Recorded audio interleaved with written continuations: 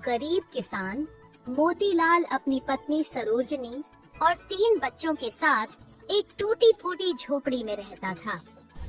ठंड ने गांव में तबाही मचा रखी थी। हर ओर भूख और सर्दी से बेहाल लोग मदद की आस में जमींदार के पास जाते, लेकिन हर बार उन्हें निराशा ही मिलती। ठंड का प्रकोप लगातार बढ़ रहा था। मोतीलाल अपनी झोपड़ी में बैठा हुआ था। तभी उसकी पत्नी सरोजनी कहती है, ये जी, क्या इस बार भी हम ऐसे ही ठंड में मरने का इंतजार करेंगे? जमींदार के गोदाम में लकड़ियां भरी पड़ी हैं। क्यों नहीं उनसे मदद मांगते? सरोजनी, तुम नहीं जानती, जमींदार गरीबों को तुच्छ समझता है। वह हमारी मदद कभी नहीं करेगा।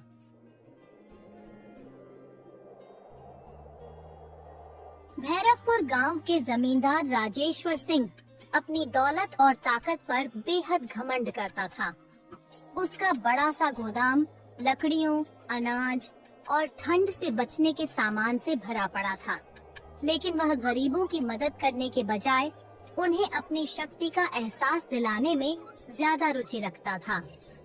हर साल ठंड के मौसम में गांव के लोग जमींदार के पास मदद की आस लेकर आते।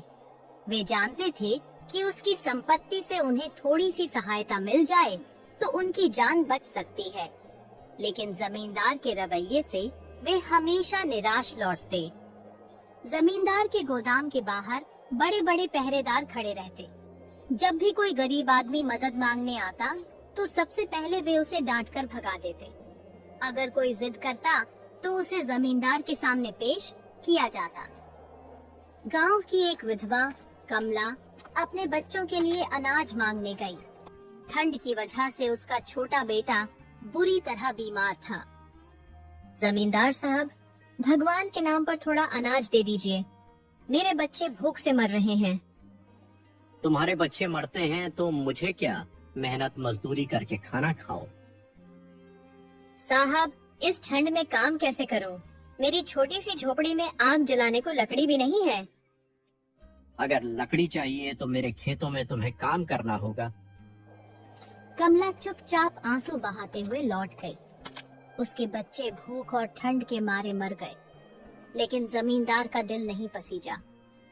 एक और किसान हरी ने साहूकार से कर्ज लेकर जमींदार के खेत में काम किया था। ठंड की वजह से उसकी फसल खराब हो गई और वह कर्ज नहीं चुका पाया। साहब, मेरे पास केवल वही जमीन है। अगर वह भी ले लोगे तो मैं अपने बच्चों को कहाँ लेकर जाऊंगा? मुझे परवाह नहीं। अगर पैसे नहीं दिए तो मैं तुम्हें और तुम्हारे परिवार को गांव से बाहर फेंक दूंगा। जमींदार की निर्दयता यहीं तक सीमित नहीं थी। उसके गोदाम में इतनी लकड़ी थी कि वह पूरे गांव को ठंड से बचा सकता था, लेकिन वह गरीबों की मदद करने के बजाय ठंड में उनका मजाक उड़ाता। गांव के कुछ लोग एक दिन गोदाम के बाहर खड़े होकर उससे मदद की गुहार लगा रहे थे। जमींदार साहब, ठंड में हमारे पास आग जलाने के लिए लकड़ी नहीं है।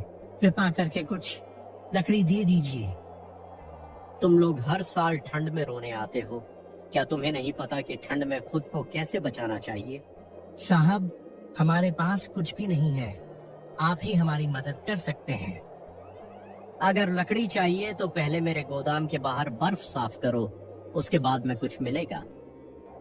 गांव वाले ठंड से कांपते हुए जमींदार की बात मानने को मजबूर थे, लेकिन जब उन्होंने बर्फ साफ कर तो जमींदार ने उन्हें लकड़ी देने से मना कर दिया। अब ठंड का कहर और भी ज्यादा बढ़ने लगा। ठंडी हवाएं शरीर को चीर देने वाली थीं और सूरज जैसे बादलों में कहीं छिप गया था। हर साल ठंड गांव के गरीब लोगों के लिए एक बड़ी मुसीबत बनती थी, लेकिन इस बार यह मुसीबत मौत का कारण बन रही थी। गांव के अधिकतर लोग गरीब थे और टूटी फूटी झोपड़ियों में रहते थे। उनकी झोपड़ियों में न दरवाजे सही थे और न ही खिड़कियां।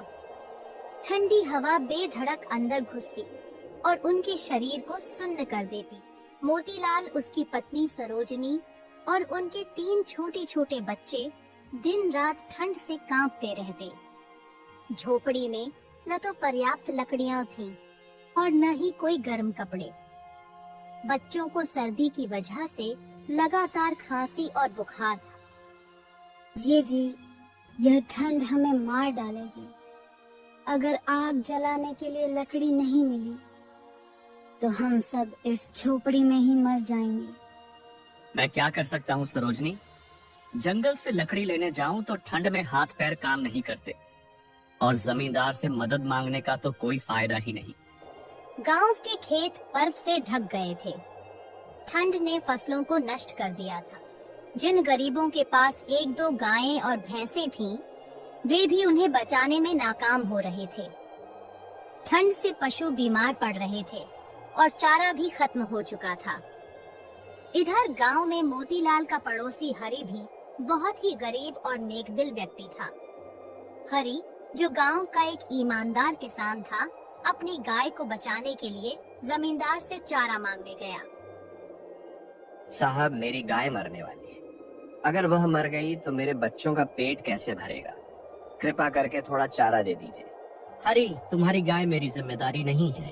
अगर चारा चाहिए तो मेरी जमीन पर काम करो। हरि की गाय अगले ही दिन ठंड और भूख से मर गई। ठंड के कारण गांव में बीमारियां फैलने लगीं। छोटे बच्चे और बूढ़े लोग ठंड की वजह से बुखार और निमोनिया जैसी बीमारियों से जूझ रहे थे। गांव में न तो कोई डॉक्टर था और न ही कोई दवा उपलब्ध थी। कमला, जो गांव की एक विधवा थी, उसका 5 साल का बेटा मोहन ठंड और भूख से कमजोर हो गया। मेरा बच्चा ठंड से मर जाएगा। हे भगवान, कोई है जो मेरी मदद करे। मोहन की हालत बिगड़ती गई और वह एक दिन ठंड और बीमारी का शिकार हो गया। ठंड के साथ साथ भूख ने गांव वालों की परेशानियों को और बढ़ा दिया।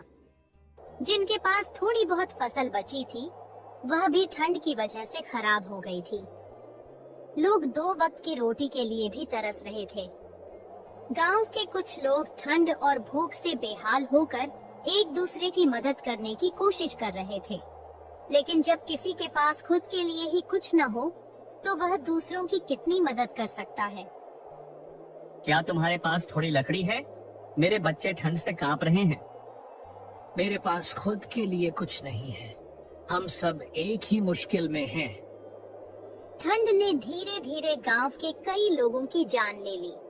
बच्चों और बूढ़ों की संख्या सबसे ज्यादा थी।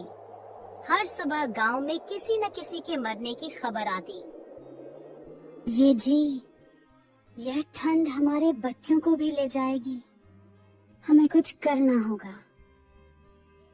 सरोजनी, ठंड का कहर हम गरीबों के लिए अभिशाप है। जमींदार के पास सब कुछ होते हुए भी वह हमारी मदद नहीं करेगा।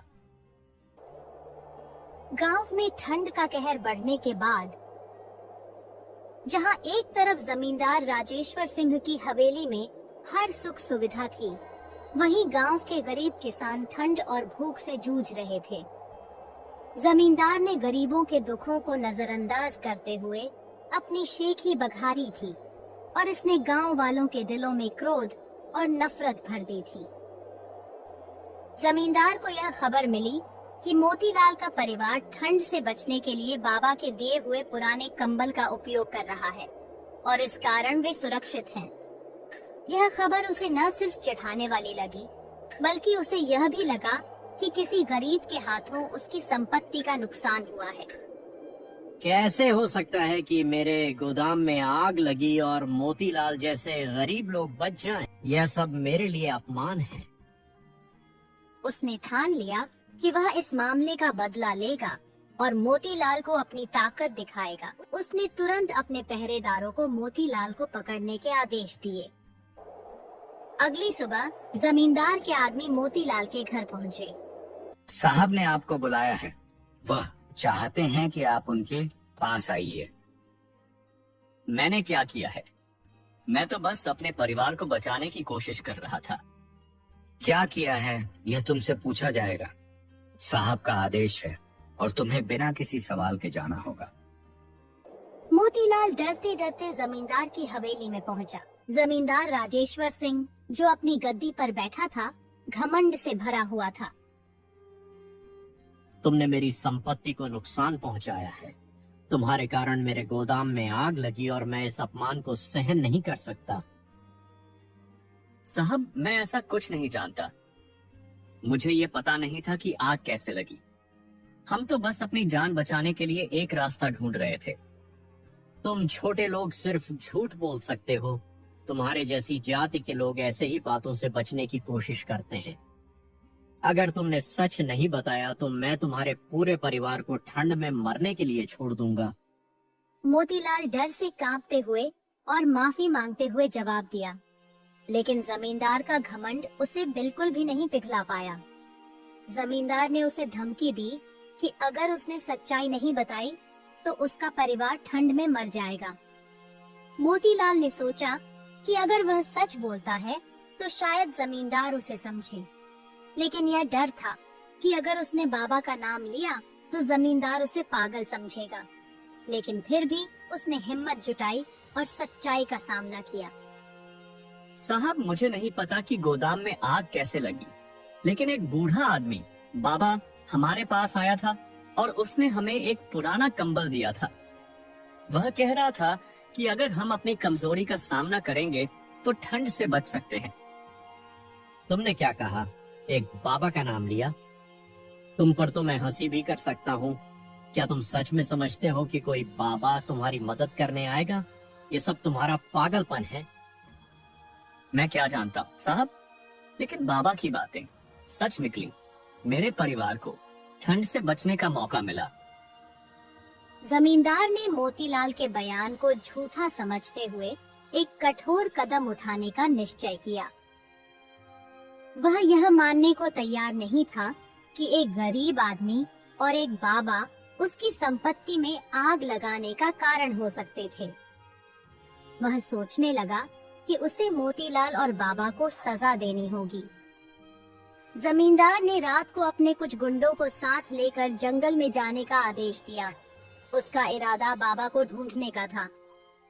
जमींदार ने जंगल में बाबा को ढूंढ निकाला। जब उसने बाबा से आग लगाने का कारण पूछा तो बाबा ने उसे उपदेश दिया। तुम्हारे घमंड का अंत नजदीक है। तुम गरीबों के दुखों से बेखबर हो और यही तुम्हारे विनाश का कारण बनेगा। ठंड से बचना चाहते हो तो गरीबों की मदद करो, उनका शोषण नहीं। मैं किसी की मदद नहीं करता। मुझे ठंड से डर नहीं लगता। बाबा ने उसे गंभीरता से चेतावनी दी और फिर श्राप दिया। तुम्हारा घमंड तुम्हें खा जाएगा। अब तुम ठंड से नहीं बच पाओगे। अगले दिन सुबह की धुंध में गांव के वातावरण में अजीब सी खामोशी छाई हुई थी, जैसे पूरा गांव ठंड से बेहाल था। लेकिन जमींदार राजेश्वर सिंह की हवेली में स्थिति और भी भयानक थी। हवेली के हर कोने में सर्दी का आतंक था। जमींदार के नौकर चाकर, जो कभी हवेली के सुकून और ऐशो आराम में रहते थे, अब एक एक कर बीमार हो रहे थे। सर्दी से उनका शरीर कांप रहा था और उनकी खांसियों से हवेली की दीवारें गूंज रही थीं। जमींदार खुद भी अब उस ठंड से जूझ रहा था जिस पर उसने कभी विश्वास नहीं किया था। रात भर उसने अपने आलीशान कमरों में तापमान बढ़ाने के लिए चूल्हा जलाए रखा, लेकिन सर्दी का प्रकोप घटने का नाम नहीं ले रहा था।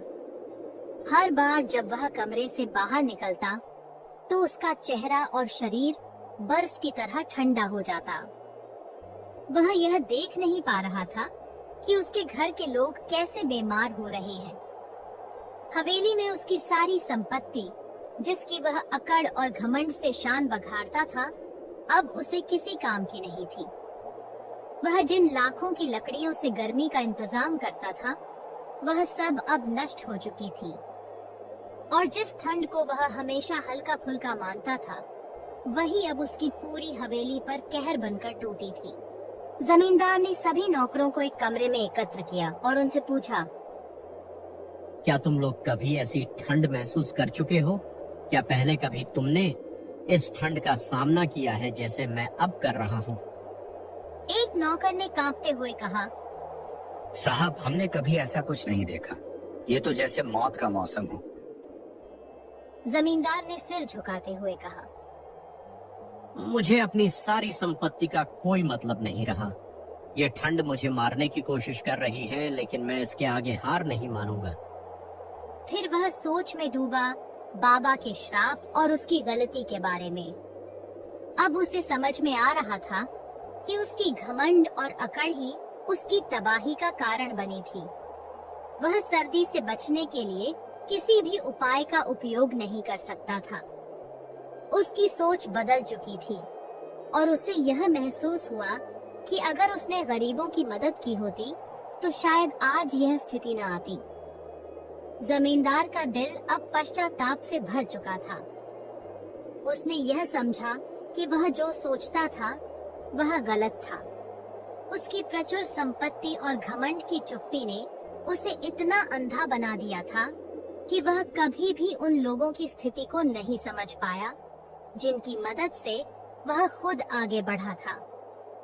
अब वह जान चुका था कि गरीबों की मदद करना उसकी ताकत थी, न कि उनका शोषण करना। वह अपने नौकरों के पास गया और कहा, अब से हमें अपनी पूरी संपत्ति गांव के गरीबों में बांटनी होगी। मैं जो कभी घमंड से अपनी शक्ति पर नाज करता था, वह अब मेरे लिए कोई मायने नहीं रखती।